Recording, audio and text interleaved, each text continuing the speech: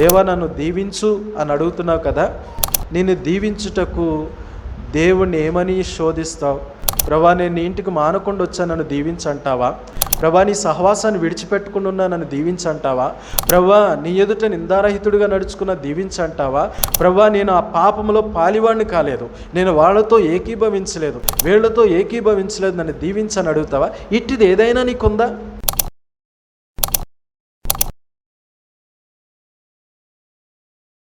నేను కరుణించు వాని కరుణించేదను, ఎవని యందు కనికరపడదునో వాని యందు కనికరపడదు. ఇది దేవుని యొక్క ఆధిపత్యం. ఏంటి ఆధిపత్యం?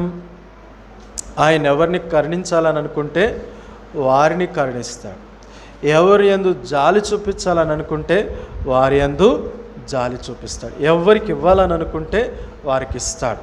ఇది దేవుని యొక్క ఆధిపత్యం. ఈ ఆధిపత్యంలో 2 భాగాలు ఉన్నాయి. మొదటి భాగం ఏంటి అని అంటే కృప, రెండో భాగం ఏంటంటే న్యాయం. కృప ద్వారా అందరికీ దేవుడు ఇవ్వడానికి ఇష్టపడుతున్నాడు. కృపను తృణీకరిస్తే దొరకదు. రెండోది న్యాయమైన రీతిలో అంటే న్యాయబద్ధంగా దేవుడు ఇవ్వాలని చూస్తున్నాడు. న్యాయబద్ధంగా దేవుడు ఇవ్వాలి అని అంటే మనము చేసిన పనుల మీద ఆధారపడి ఉంటుంది. ఉదాహరణకి హిజ్కియా, నువ్వు ఇల్లు చక్కబెట్టుకో, నువ్వు చచ్చిపోతున్నావు, నీ ఇంటిని చక్కబెట్టుకో అని యెషయా వచ్చి చెప్పినప్పుడు హిజ్కియా ఏం చేసినాడు?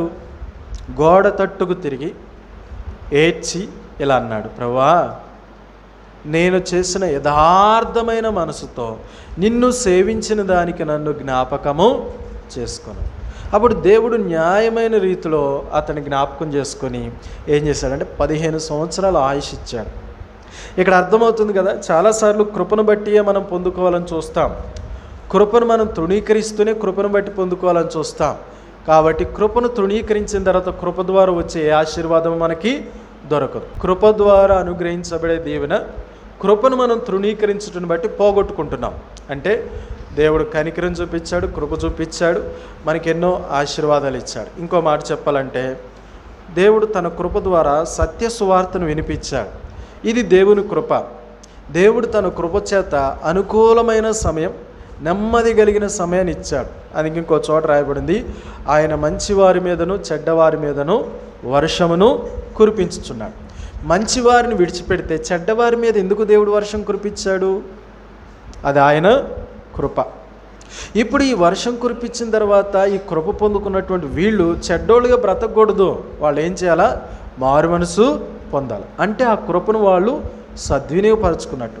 మారు మనసు పొందకుండా ఇంకా చెడుతనంతో ప్రబలారనుకోండి, అది వారు ఏం చేసినట్టు? తృణీకరించినట్టు. కృప ద్వారా వచ్చే ఆశీర్వాదాన్ని కృపను తృణీకరించడం ద్వారా పోగొట్టుకుంటున్నాం. రెండవది న్యాయం, న్యాయబద్ధమైన ఆశీర్వాదం అంటే నువ్వు చేసిన క్రియలకు. ఈరోజు చెప్పండి, దేవా నన్ను దీవించు అని అడుగుతున్నావు కదా, నిన్ను దీవించుటకు దేవుణ్ణి ఏమని శోధిస్తావు? ప్రభా నేను నీ ఇంటికి మానకుండా వచ్చా నన్ను దీవించంటావా? ప్రభా నీ సహవాసాన్ని విడిచిపెట్టుకున్నా నన్ను దీవించంటావా? ప్రభా నీ ఎదుట నిందారహితుడిగా నడుచుకున్న దీవించంటావా?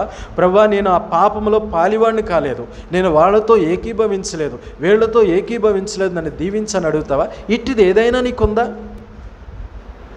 చెప్పండి, ఇట్టిది ఏదైనా నీకు ఉందా? కాబట్టి ఆలోచన చేయాలి. న్యాయబద్ధమైనటువంటి తలంపు. దీవెనలన్నేమో మనకే కావాలి, మనం మాత్రం దేవుని దగ్గర న్యాయంగా బ్రతకం. ఎట్లొస్తాయి దీవెనలు? చెప్పండి, ఎట్లొస్తాయి దీవెనలు? మనం చెడుగా బ్రతుకుతాం, దీవెనలు కావాలి.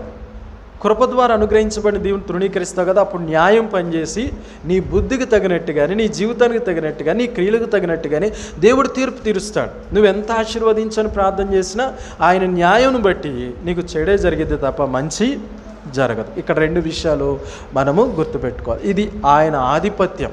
అందుకే ఆయన ఏమంటున్నాడంటే ఎవరిని కరుణించాలనుకుంటే ఆయన వారిని కరుణిస్తాడు, ఎవరి యందు జాలి పడాలనుకుంటే వారి యందు దేవుడు జాలి పడతాడు. రోమీయులకు రాసిన పత్రిక 9వ అధ్యాయం 13-14 వచనాలు. ఇందును గూర్చి నేను యాకోబును ప్రేమించి తిని ఏశావును ద్వేషించి తిని అని వ్రాయబడి ఉన్నది. కాబట్టి ఏమందుమో దేవుని యందు అన్యాయం కలదా? అట్లనరాదు. ఇక్కడ ఒక మాట మనం చూస్తాం. యాకోబును దేవుడు ప్రేమించాడంట, ఏశావుని ఏం చేశాడంట? దేవుడు ద్వేషించాడంట. అంటే ఒక వ్యక్తిని ప్రేమించి ఒక వ్యక్తిని ద్వేషించుటను బట్టి దేవుడు అన్యాయస్తుడా?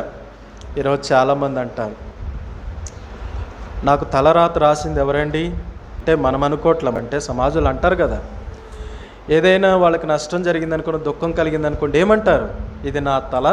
మీరు వినలేదా ఎప్పుడు ఈ మాటలు? మీరు కూడా అప్పుడప్పుడు అన్నవాళ్ళే కదా.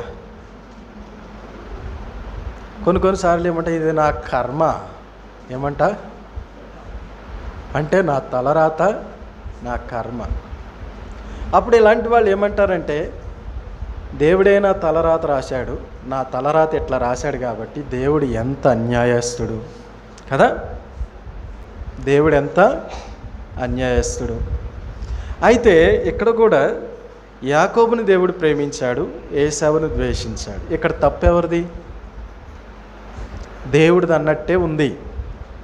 మనమేమీ జడ్జి చేయొద్దు, ఇంకా ముందుకెళ్తే అర్థమవుతుంది. కానీ మన యొక్క ఆలోచన చెప్దాం. ఎవరిది తప్పు అన్నట్టుంది? యాకోబుది కాదు, ఏశావుది కాదన్నట్టే ఉంది. మరి ఎవరిది తప్పు అన్నట్టుంది? దేవునిదే తప్పు అన్నట్టుంది. ఒకరిని ప్రేమించాడు కాబట్టి ప్రేమించిన వాళ్ళకి మంచి చేస్తాడు, కాబట్టి మంచి చేసినందుకు ఆయన కృతజ్ఞత కలిగి ఉంటాడు. నన్ను ద్వేషించాడు, నాకంతా చెడ్డే చేస్తున్నాడు, కాబట్టి నేనెట్లా ఆయన నమ్ముకోవాలి, నేనెట్లా ఆయన్ని ఆరాధన చేయాలా, నేనెట్లా ఆయన్ని వేడుకోవాలా, నాకు చెడ్డ చేస్తున్నాడు కాబట్టి నాకు అసలు ఇష్టం లేదు. ఇది ఏశావు మాట. ఇప్పుడు ఈ మాటలన్నిటిలో దేవుడిదే తప్పు అన్నట్టు మనం అనుకుంటాం. అయితే కింద వచ్చి నన్ను ఏం రాశాడంటే, కాబట్టి ఏమంటాం? దేవుడు తప్పు అంటాం. కానీ ఇక్కడ ఏమంటున్నాడు? దేవుని యందు అన్యాయం కలదా? అట్లనరాదు. అంటే యాకోబును ప్రేమించిన, ఏశావును ద్వేషించిన మనము దేవుడు అన్యాయస్తుడు అని అనుకుంటాం. కానీ అట్లా అనొద్దు. ఎందుకు అనుకోవద్దు? ఆ కింద మాటలో చూడండి, ఎవనిని కరుణింతునో వానిని కరుణింతునో, ఎవని ఎడల జాలి చూపుదునో వాని ఎడల జాలి చూపుదును. ఇది దేవుని యొక్క ఆధిపత్యం. బహుశా మనము ఆరంభంలో అయితే మనము కరెక్ట్గా చెప్పలేం, కానీ దేవుడు చెప్పింది చేసింది కరెక్ట్ అని. కొంత సమయం గతించిన తర్వాత దేవుని యొక్క నిర్ణయం కరెక్ట్ అని మనం చెప్తాం. ఏశావు ఏం చేశాడంట? దేవుని దృష్టిలో విలువైనవి, అంటే విలువైన సంగతులు, దేవునికి సంబంధించిన సంగతులు తృణీకరించాడు. ఏం చేశాడు చెప్పండి? తృణీకరించాడు. యాకోబు అయితే కనిపెట్టాడు. కాబట్టి భాగాలను బట్టి మనం చూస్తున్నాం, ఆయన ఆధిపత్యంలో భవిష్యత్తును ఎరిగి ఆయన ఏం చేశాడు? యాకోబుని ప్రేమించాడు.